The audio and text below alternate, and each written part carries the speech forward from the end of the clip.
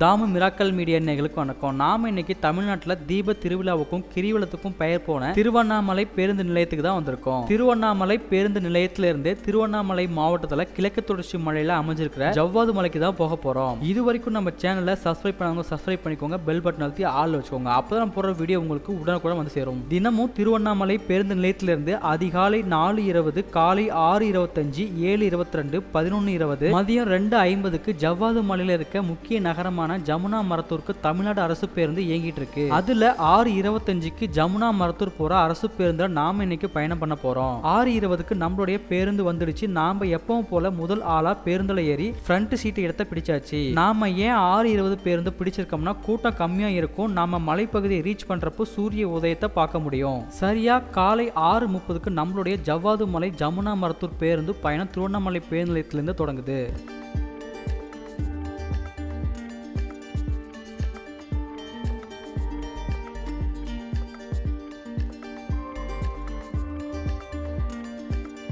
திருவண்ணாமலை பேருந்து நிலையத்திலிருந்து நாம அடுத்து வேலூர் போகக்கூடிய சாலையில 40 கிலோமீட்டர் தூரத்தில் அமைஞ்சிருக்கிற போலூர் பேருந்து நிலையத்துக்கு போக போறோம். திருவண்ணாமலை பேருந்து நிலையத்திலிருந்து போலூர் போகக்கூடிய 40 கிலோமீட்டர் இடைப்பட்ட தூரத்துல கலசப்பாக்கம் அப்படின்ற ஊர் தான் மெயின். பேருந்து நிலையத்திலிருந்து கலசப்பாக்கத்துக்கு பயண தூரமா 30 கிலோமீட்டர் வரும். கலசப்பாக்கம் போற வழியில கலெக்டர் ஆபீஸ், சுங்கச்சாவடி, சத்திரம், சாமிநாதபுரம், நாயுடு மங்கலம் பகுதியில கடந்து போற மாதிரி இருக்கும்.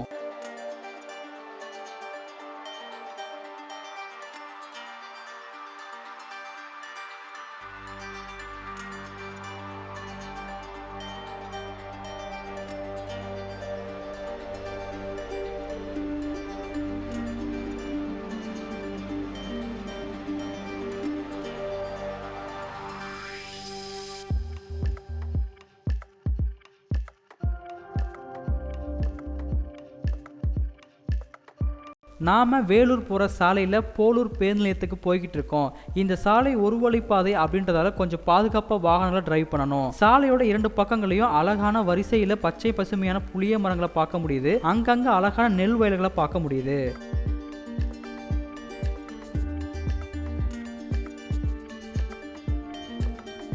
திருவண்ணாமலை பேருந்து நிலையத்திலிருந்து 30 கிலோமீட்டர் பயணத்துக்கு அப்புறம் நாம கலசப்பாக்கம் பகுதியை ரீச் பண்றோம். இங்க சாலையோட குறுக்க ஒரு ஆத்துப்பாலம் போறத பார்க்க முடியும். இந்த ஆறு தான் செய்யாறு. ஜவ்வாது மலைத்தொடர்களில் பொழியும் மழை நீர் ஆறா பெருக்கெடுத்து செய்யாரா ஓடிக்கிட்டு இருக்கு.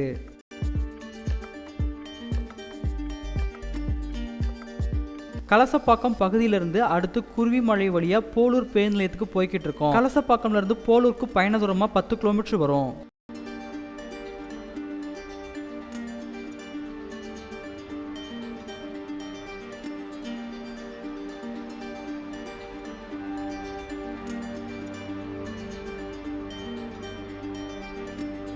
திருவண்ணாமலை டு வேலூர் போற மெயின் சாலையிலிருந்து இடது பக்கம் வளைவுல வளைஞ்சுதான் போலூர் பேருந்து நிலையத்தை ரீச் பண்ற மாதிரி இருக்கும். பேருந்து நிலையத்துக்கு போற வழியில ஒரு அழகான மலையும் கீழே ஆஞ்சநேயர் சன்னதியும் இருக்கிறத பார்க்க முடியும்.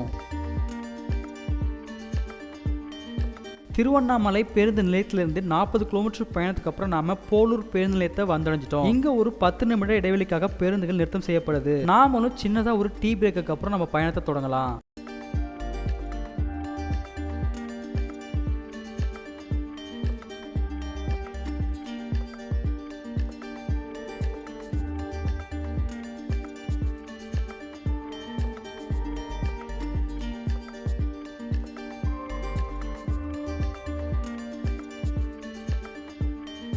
பத்து நிமிட இடைவெளிக்கு அப்புறம் நம்மளுடைய ஜவ்வாது மலை பேருந்து பயணம் 7:40 போலூர் பேருந்து நிலையத்திலிருந்து தொடங்குது. பேருந்து நிலையத்திலிருந்து ஒரு 400 மீட்டர் தூரத்திலேயே ஒரு பாலம் வரும். அதுல இடது பக்கம் நம்ம வளையணும். நேரா போனோம்னா வேலூர் போகக்கூடிய சாலை. இந்த பகுதியில சாலை கொஞ்சம் குறுகலா தான் இருக்கும். பெரிய பெரிய வாகனங்கள்லாம் போக முடியாது. போலூர் பேருந்து நிலையத்திலிருந்து கூகுள் மேப்பை போட்டுக்கோங்க, கொஞ்சம் ஈஸியா இருக்கும்.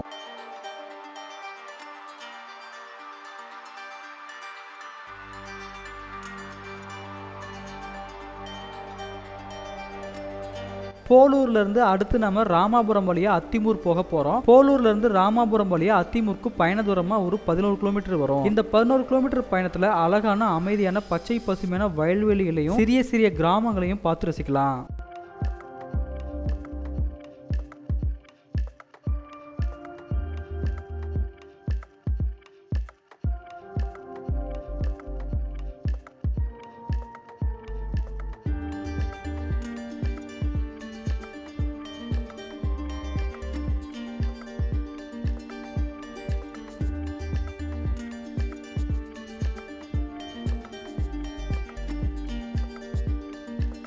போலூர் பேருந்து நிலையத்திலிருந்து 11 கிலோமீட்டர் அமைதியான பயணத்துக்கு அப்புறம் அத்திமூர் பகுதியை வந்தடைறோம். அத்திமூர் பகுதியில் ஒரு ஆத்து பழத்தை பார்க்க முடியும். இந்த ஆறு தான் போலூர் ஆறு.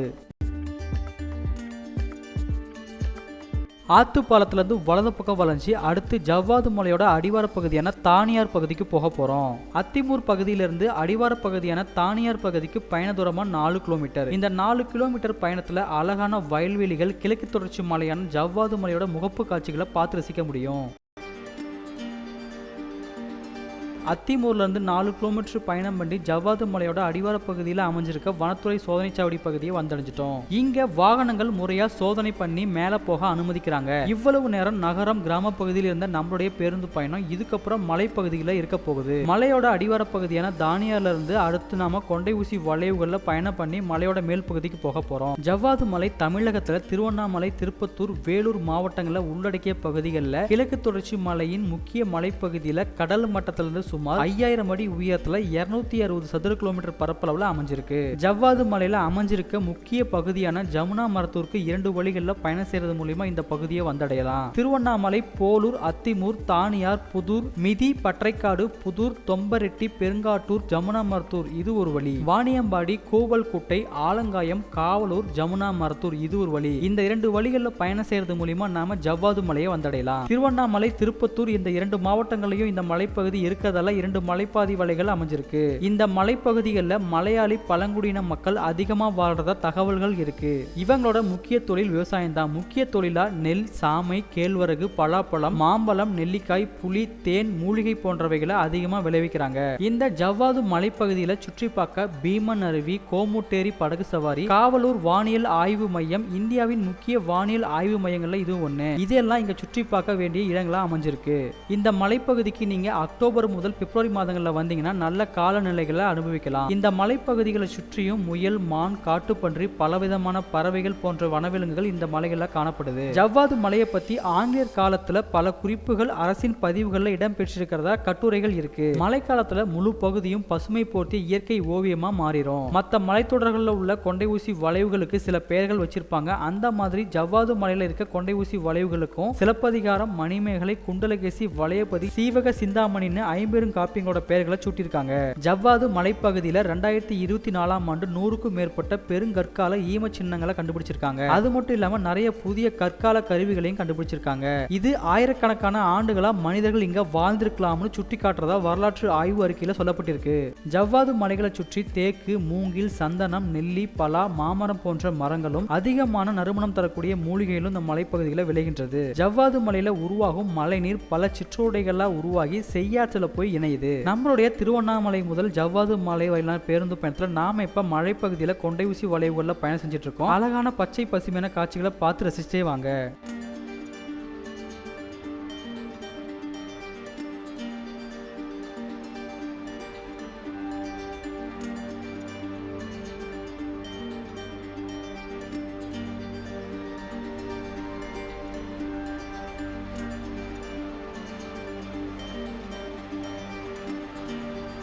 திருவண்ணாமலை பேருந்து நிலையத்தில் தொடங்கின நம்மளோட ஜவ்வாது மலை பேருந்து பயணம் மலைகளில் தொடர்ந்து போய்கிட்டு இருக்கு. மலையோட அடிவார பகுதி கிராமமான தானியார்ல இருந்து மலையில வர முதல் மலை கிராமமான பற்றைக்காடு பகுதிக்கு மலைப்பகுதியில் 14 கிலோமீட்டர் பயண தூரமா வருது. இந்த 14 கிலோமீட்டர் மலைவழி பயணத்துல அதிகமான மரங்கள், வியூ பாயிண்ட், வனவிலங்குகள், பறவைகளை பார்த்து ரசிக்கும் விதமா இந்த மலைப்பகுதி அமைஞ்சிருக்கு.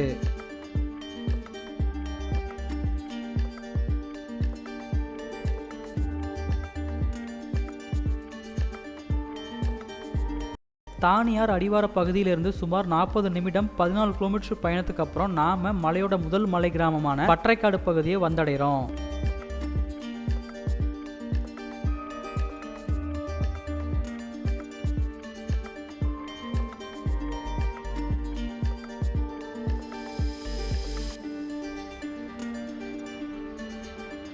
பட்டறைக்காடு பகுதிகளில் விவசாய காடுகளையும் சில வீடுகளையும் பார்க்க முடியுது. பட்டறைக்காடு பகுதியிலிருந்து புதூர், தொம்பரெட்டி, பெருங்காட்டூர் மலை கிராம பகுதிகள் வழியா முக்கிய மலை நகரமான ஜமுனா மரத்தூருக்கு போக போறோம். பட்டறைக்காடு பகுதியிலிருந்து ஜமுனா மரத்தூருக்கு பயண தூரமா 18 கிலோமீட்டர் வருது.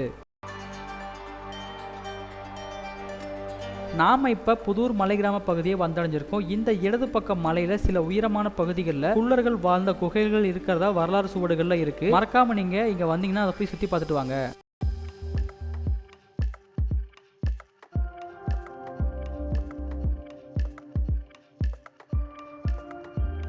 புதூர் மலை கிராமத்துல இருந்து அடுத்து நம்ம தொம்பரட்டி பகுதியை நோக்கி போய்கிட்டு இருக்கோம். மணி இப்போ 8:40 ஆகுது. அதிகாலை நேரத்துல மிதமான மழை பெஞ்சிருக்கும் போல சாலைகள்ல ஈரமான நிலைகளை பார்க்க முடியுது. கொஞ்சம் கிளைமேட் கூலிங்கா இருக்கு. அக்டோபர்ல இருந்து பிப்ரவரி மாதங்கள்ல வந்தீங்கன்னா இங்க அதிகமான பனிமூட்டங்களை பார்த்து ரசிக்க முடியும்.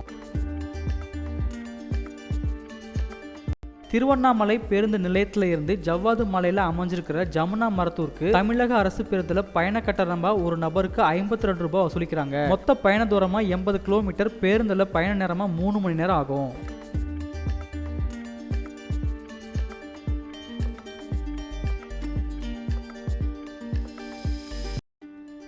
ஜவ்வாது மலையில அமைஞ்சிருக்கிற தொம்பரட்டி பகுதியை வந்தடைஞ்சிட்டோம். இங்கிருந்து அடுத்து பெருங்காட்டூருக்கு போக போறோம். பெருங்காட்டூருக்கு போற வழியில அழகான காய்கறி தோட்டங்களையும் சிறிய சிறிய வீடுகளையும் வயல்வெளி நெற்காடுகளையும் பார்க்க முடியுது. அழகான இயற்கை சூழ்நிலைகளை பார்க்க மனதுக்கு ரொம்பவும் இதமா இருக்கு.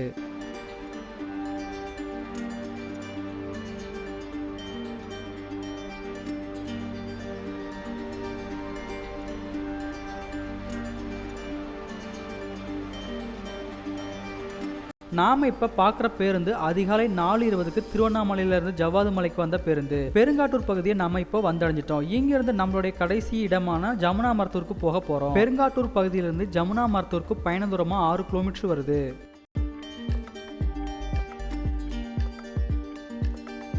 பட்டறைக்காடு பகுதியில இருந்து ஜமுனா மரத்தூர் போற வழியில அரசு பழங்குடியினர் துவக்கப்பள்ளி முதல் மேல்நிலைப் பள்ளிகள் வரையும், அது மட்டும் இல்லாம கிறிஸ்துவ ஜெயின் ஜோசப் மேல்நிலைப் பள்ளியும் அமைஞ்சிருக்கு. திருவண்ணாமலை பகுதியில் இருக்க பல மாணவர்கள் இந்த பள்ளியில வந்து தங்கி படிக்கிறதா பேருந்துல மகன்களை பார்க்க வந்த பெற்றோர்கள் பேசுறத கேட்க முடிஞ்சது.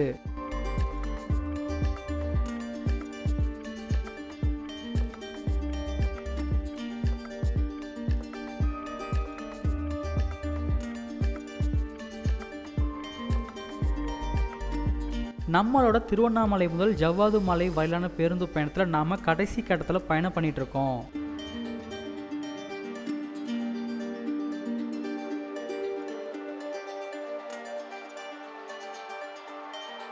காலை 6:30க்கு திருவண்ணாமலை பேருந்து நிலையத்தில் தொடங்கின நம்மளோட பேருந்து பயணம் சுமார் 80 கிலோமீட்டர் 3 மணி நேரம் பேருந்து பயணத்துக்கு அப்புறம் ஜவ்வாது மலையில அமைஞ்சிருக்கிற ஜமுனா மரத்தூருக்கு 9:30க்கு முடிவுக்கு வருது.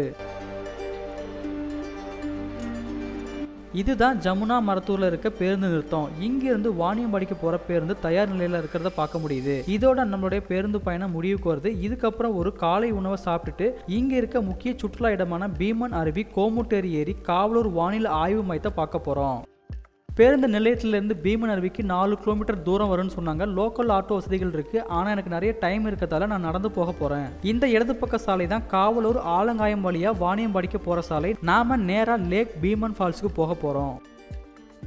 வீடியோ எடுத்துகிட்டே நடந்து வந்துட்டு இருந்தேன். ஒரு அண்ணா நிறுத்தி லிஃப்ட் கொடுத்தாரு. அவர் கூட ஏறி இங்கே உள்ள பகுதிகள்லாம் கேட்டு தெரிஞ்சுக்கிட்டு லேக் பகுதிக்கு வந்துட்டேன்.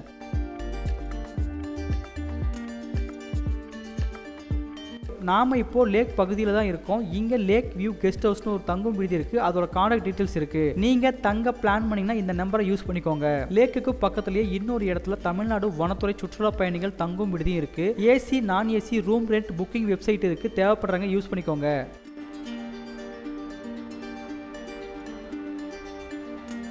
லேக்குக்கு பக்கத்துல குழந்தைகள் விளையாண்டு மகிழக்கூடிய தமிழ்நாடு அரசு வனத்துறை சிறுவர்கள் பூங்கா அமைஞ்சிருக்கு. இங்க பார்வை நேரமா காலை 9 மணி முதல் மாலை 5 மணி வரையும் அனுமதிக்கிறாங்க. சிறியவங்களுக்கு 5 ரூபாயும் பெரியவங்களுக்கு 10 ரூபாயும் கட்டணமா வசூலிக்கிறாங்க.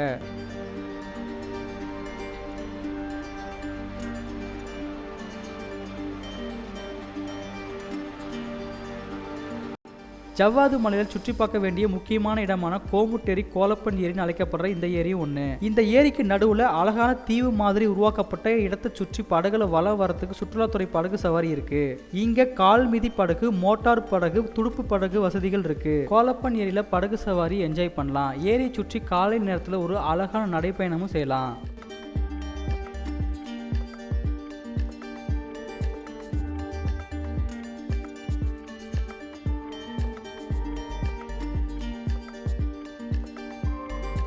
லேக்ல இருந்து பீமன் அருவியை நோக்கி போய்கிட்டு இருக்கோம். போற வழியில ஒரு விளம்பர பலகையை பார்க்க முடிஞ்சது. அதுல தமிழ்நாடு அரசு வனத்துறை சுற்றுலா சார்பில் வழங்கக்கூடிய ரூம் டீடைல்ஸ் புக்கிங் வெப்சைட்ல இருந்துச்சு. தேவைப்படுறவங்க யூஸ் பண்ணிக்கோங்க.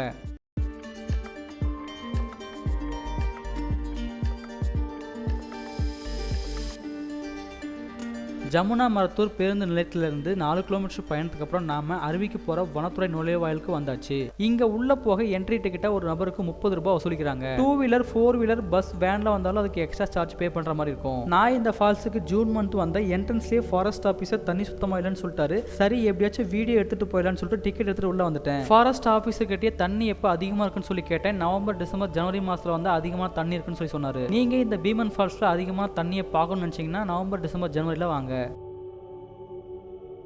மலைக்காடுகளில் பொழியிற மழை நீர் இந்த வழியா தான் பீமன் அருவிக்கு போகுது. ஆனா நாம வந்த ஜூன் மாதத்துல தண்ணி இல்ல. மழை அதிகமா பெய்யற காலங்கள்ல இந்த ஆறுக்குள்ள தண்ணி இருக்கும்.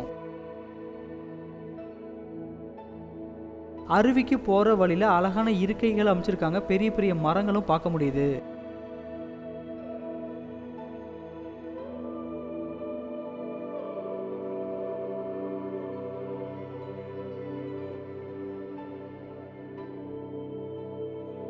ஒரு வழியா நாம பீமன் அருவிக்கு வந்துட்டோம். நம்மளுடைய பேட் லக் ஃபால்ஸ்ல தண்ணி இல்ல. ஜவ்வாது மலையில இருக்க முக்கியமான சுற்றுலா இடங்கள்ல இந்த பீமன் அருவி ஒண்ணு. பீமன் அருவியில இருந்து போற தண்ணீர் காட்டு சிற்றோடைகளா ஓடி கோயில் மலையாறு வழியா பாலாத்துல கலந்து வங்காள விரிகுடா கடல்ல போய் சேருது.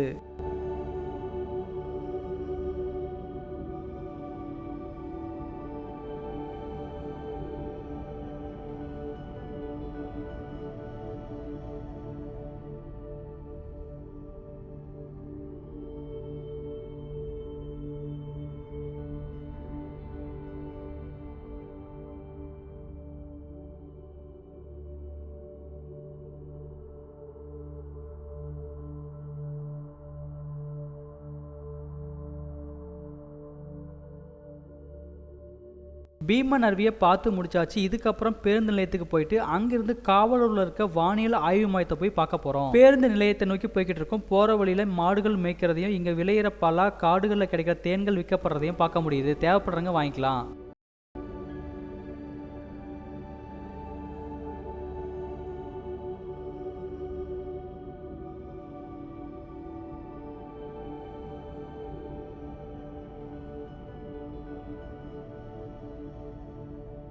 ஜமுனா மரத்தூர் பேருந்து நிலையத்திலிருந்து வாணியம்படி போற பேருந்துல காவலூர் போக ஏறியாச்சு. காவலூருக்கு பயண தூரமா 10 கிலோமீட்டர் வருது. ஒருத்தருக்கு பயண கட்டணமா 10 ரூபாய் வசூலிக்கிறாங்க. வைனு பாப்பு வானியல் ஆய்வு மையம் ஜவ்வாது மலையில காவலூர்ல திருப்பத்தூர் திருவண்ணாமலை மாவட்ட எல்லையில அமைஞ்சிருக்கு. ஆசியாவில மிக முக்கியமான ஆய்வு மையங்கள்ல இது ஒண்ணு. இங்க அதிகமான ஒளி மாசு, ஆண்டின் பெரும்பாலான நாட்கள்ல வானங்கள் தெளிவா தெரியறதாலையும் உயரமான மலைப்பகுதி அப்படிங்கறதாலையும் 1960களில் வானிலை ஆய்வாளர் வைனு பாப்பு இந்த இடத்தை தேர்வு செய்திருக்காரு. இந்த வானிலை ஆய்வு மையம் 1968 தொடங்கி இன்றளவிலேயே இயங்கிட்டு இருக்கு. வைனு பாப்பு அவர்களோட நினைவா இந்த இடத்துக்கு வைனு பாப்பு தொலைநோக்கின்னு பெயர் வச்சிருக்காங்க. இந்த வானிலை மையத்துல 7 அடியில பெரிய தொலைநோக்கி இருக்கு. அது மூலமா புதிய நட்சத்திரங்கள், இரட்டை நட்சத்திரங்கள், விண்மீன்கள், வால் நட்சத்திரங்கள் ஆய்வு செஞ்சுட்டு இருக்காங்க. இங்க வாரத்துல சனிக்கிழமை மட்டும்தான் பார்வையாளர்களுக்கு அனுமதி நேரமா மதியம் 2 மணி முதல் 4:30 மணி வரைக்கும், 6:30 இருந்து 7:30 மணி வரைக்கும் மட்டும் தான் உள்ள போக முடியும். உள்ள போக அனுமதி கட்டணமா ஒரு நபருக்கு 50 ரூபாய் வசூலிக்கிறாங்க.